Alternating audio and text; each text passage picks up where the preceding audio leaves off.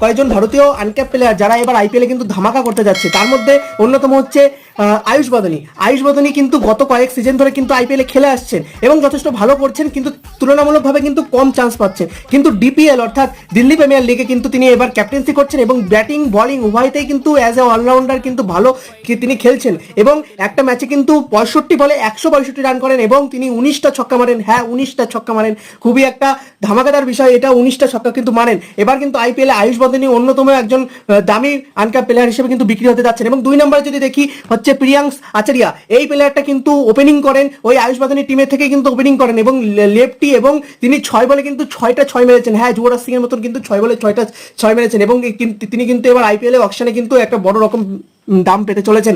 এবং তারপর যদি দেখি হচ্ছে সমীর রেসবি, আপনারা সবাই জানেন সমীর রেসবি কিন্তু গতবারই আইপিএলে কিন্তু 8 কোটিতে চেন্নাইয়ে বিক্রি হয়েছিলেন এবং এবার কিন্তু ভালো খেলছেন এবং তিনি উত্তরপ্রদেশ লিগে কিন্তু যথেষ্ট ভালো খেলছেন।